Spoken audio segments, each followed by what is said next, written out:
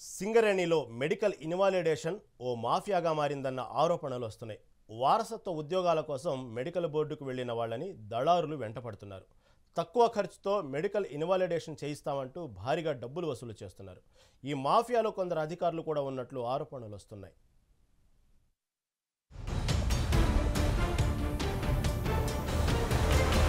సింగరేణిలో ఎప్పుడైతే వారసత్వ ఉద్యోగాల ప్రక్రియ మొదలైందో అప్పటి నుండి దళారులు పుట్టుకొస్తున్నారు. ఆరోగ్యరీత్యా అండర్ గ్రౌండ్ వర్క్ చేయలేని వారు, అనారోగ్యానికి గురై వర్క్ చేయలేని వారు మెడికల్ బోర్డుకు అప్లై చేసుకుంటారు. వారిని మెడికల్ బోర్డు టెస్టులు చేసి వీరు ఉద్యోగం చేయగలుగుతారా లేదా అని ఒక నిర్ధారణకు వచ్చిన తర్వాత మెడికల్ ఇన్వాలిడేషన్ చేయాలా లేదా, సేమ్ ఫర్ డ్యూటీ ఇవ్వాలా లేదా అని బోర్డు డిసైడ్ చేస్తుంది.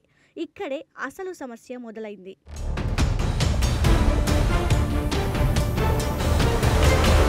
మెడికల్ ఇన్వాలిడేషన్ ప్రక్రియలో భాగంగా మెడికల్ బోర్డు సభ్యులు ఇక గ్రూపులుగా ఏర్పడి లాబియింగ్ చేస్తున్నట్లు తెలుస్తోంది. వీరంతా దళారుల ద్వారా ఒక్కో కార్మికుడి నుంచి 6 నుంచి 8 లక్షల రూపాయలు వసూలు చేస్తున్నారట.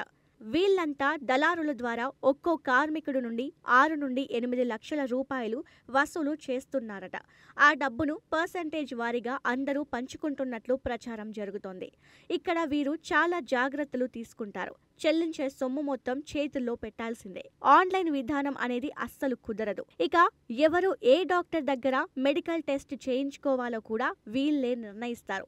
మెడికల్ టెస్ట్ ముందు రోజే సదరు వైద్యునికి అందాల్సిన సొమ్ము అందజేస్తారు. ఇక మెడికల్ బోర్డుకు వచ్చిన ప్రతి కార్మికుడికి ఓ కోడ్ వార్డ్ లేదా చేతికి ఓ బ్యాండ్ కడతారు. దీని ద్వారా దళారుల ద్వారా వచ్చింది ఎవరో బోర్డు వాళ్లకు తెలుస్తుంది. అంటే సదరు కార్మికుడు ఫిట్ లేదా అన్ఫిట్ అనేది అక్కడే డిసైడ్ చేస్తారన్నమాట. అంతా ఓకే అయిన తర్వాత ఫిట్ అయిన కార్మికుడు సరైన సమయానికి డబ్బులు పూర్తిగా చెల్లించకపోతే అతనికి చుక్కలు చూపిస్తారు దళారులు.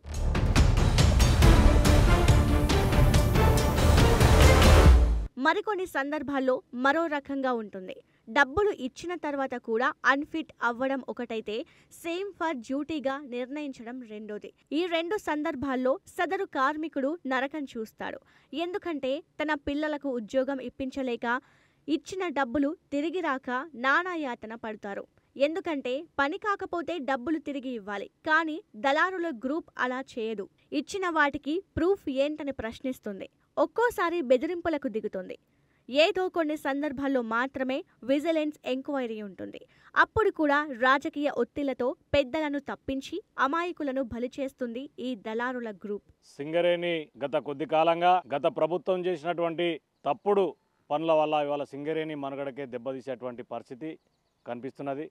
సింగరేణిలో కారుణ్య నియామకాల పేరుతోని ఆనాడు ఉన్నటువంటి ప్రభుత్వం, బీఆర్ఎస్ ప్రభుత్వం, ముఖ్యమంత్రిగా ఉన్నటువంటి కల్వకుంట్ల చంద్రశేఖరరావు గారు సింగరేణి మీద ఆధిపత్య పోరు చేసి కారుణ్య నియామకాల మీద ఇవాళ ఒక గుదిబండలాగా తయారైనటువంటి పరిస్థితి ఈరోజు స్పష్టంగా కనిపిస్తున్నది. కారుణ్య నియామకాల పేరుతోని కోట్లాది రూపాయలు దండుకుంటూ ఇవాళ కార్మికులు, నిజమైనటువంటి కార్మికులు ఎవరైతే ఉన్నారో వాళ్లకు మరి మెడికల్ ఇన్వాలిడేషన్ కాకుండా కేవలం దందాలుగా మారి బయట వేలాది మంది దళారు తయారైనటువంటి పరిస్థితి ఈనాడు స్పష్టంగా కనిపిస్తున్నది. ఇవాళ కేవలం ఆనాడు తీసుకున్నటువంటి ఈ మెడికల్ ఇన్వాలిడేషన్ ఏదైతే ఉందో ఇది 16 జబ్బులుంటే ఏ జబ్బున్నా నిర్మోహమాటంగా ఆ కార్మికుడిని ఇన్వాలిడేషన్ చేస్తా అని చెప్పినటువంటి మాటలు ఇవాళ నీటి మూటలైనవి. కేవలం కింది స్థాయి నుంచి మొదలుకుంటే సీఎంఓ దాకా పూర్తిగా దళారు వ్యవస్థ తయారైపోయింది. ఈ దళారు వ్యవస్థలో ఇవాళ బలైనటువంటి బలి పశువులు ఎవరంటే కేవలం కార్మికులే. ఇవాళ నిజమైనటువంటి జబ్బులతోని బాధపడుతున్నటువంటి కార్మికులు, ఇవాళ వాళ్ళు డబ్బులు చెల్లించలేనటువంటి పరిస్థితిలో ఉన్నటువంటి కార్మికులు ఈనాడు అగమ్య గోచరంగా వాళ్ళ కుటుంబాలు ఇవాళ నడి రోడ్డు మీద పడేటువంటి పరిస్థితి ఉన్నది. ఏదైతే 8 లక్షల నుంచి 15 లక్షల వరకు నిమ్స్ డైరెక్టర్లతోని ఎవరైతే మెడికల్ ఆఫీసర్లతోని కుమ్మక్కై ఇవాళ చేస్తున్నటువంటి దందా ఇవాళ కోట్లాది రూపాయలు ఒక్కొక్కరిని జీరో స్థాయి నుంచి ఇవాళ కోటీశ్వరుని తీసుకుపోయేటువంటి పరిస్థితి ఈ సింగరేణిలో కనిపిస్తున్నది.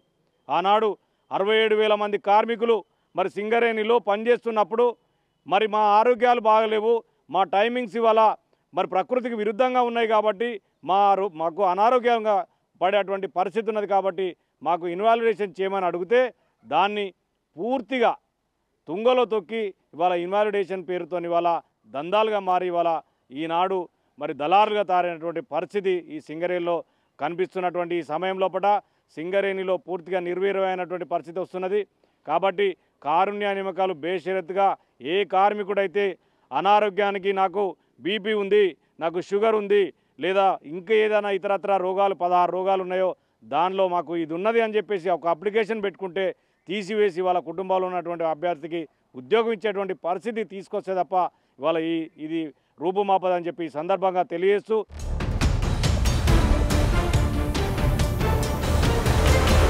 సింగరేణి సంస్థ రాష్ట్రానికి వెలుగులు అందిస్తుంటే ఆ సంస్థలో పనిచేస్తున్న కొందరు అవినీతి పరులు సింగరేణి ప్రతిష్టను దిగజారుస్తున్నారు. రాష్ట్రానికి తలమానికంగా నిలుస్తున్న సింగరేణి సంస్థకు అవినీతి చీడ మాత్రం వదలడం లేదు. సింగరేణిలో మెడికల్ ఇన్వాలిడేషన్ మీద అవకతవకలు జరిగినాయని ఇప్పుడు విజిలెన్స్ ఎంక్వైరీ జరుగుతుంది. దాంట్లో భాగంగానే కొంతమంది ఉద్యోగస్తుల్ని అక్కడి నుంచి ట్రాన్స్ఫర్ చేయడం జరిగింది. ప్రతిరోజు పత్రికల్లో ఏదైతే జరిగిన ఇన్వాలిడేషన్లో ఉన్న పొరపాట్ల మీద, పైరవీల మీద, ఇగో పైరవీలదారులు వీళ్ళు ఉన్నారు, దాంట్లో డాక్టర్లు ఉన్నారు, ఆఫీసర్లు ఉన్నారు, ఉద్యోగస్తులు ఉన్నారు, రాజకీయ నాయకులు ఉన్నారని రోజు ఒక స్టేట్మెంట్ వచ్చి కార్మికుల్ని ఆందోళనకు గురి చేస్తున్నారు. ఇంకొక పక్క గత 2 నెలల నుంచి ఏదైతే మెడికల్ బోర్డు జరగాల్సిందో అది జరపటలేదు. ముఖ్యంగా ఏఐటీసీగా మొదటి నుంచి మేము డిమాండ్ చేస్తున్నాం. ఏదైతే 1981 నుంచి మా కొమరయ్య గారు జనరల్ సెక్రటరీగా ఉన్నప్పుడు ఈ సింగరేణిలో వారసత్వ ఉద్యోగాలు తీసుకొచ్చారో అప్పుడు ఏ పద్ధతి అయితే ఉందో ఆ పద్ధతి ద్వారానే మెడికల్ ఇన్వాలిడేషన్ చేయాలని మేము చాలాసార్లు యాజమాన్యం దృష్టికి తీసుకెళ్ళాం, డిమాండ్ చేశాం. కానీ యాజమాన్యం దాన్ని పెడచెవిన పెట్టి రాజకీయ ప్రమేయంతో ఈ పద్ధతి మొదలుపెట్టింది. ఈ పద్ధతి ఇలాగే కొనసాగితే తప్పకుండా ఈ అవినీతిని నిర్మూలించడం సాధ్యం కాదు.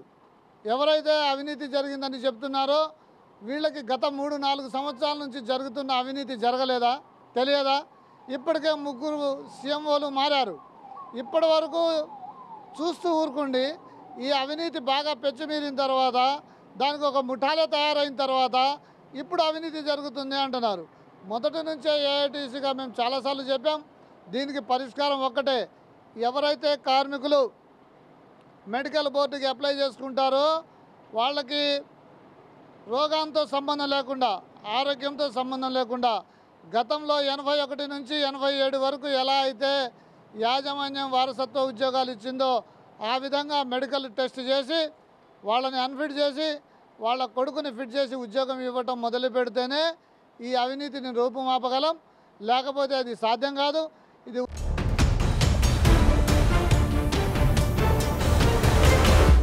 విజిలెన్స్, ఏసీబీ, సిఐడి అధికారులు పలుమార్లు ఈ అవినీతి దందాపై దృష్టి సారించినప్పటికీ సింగరేణిలో మెడికల్ బోర్డు అవినీతిని పూర్తి స్థాయిలో అరికట్టలేకపోతున్నారు.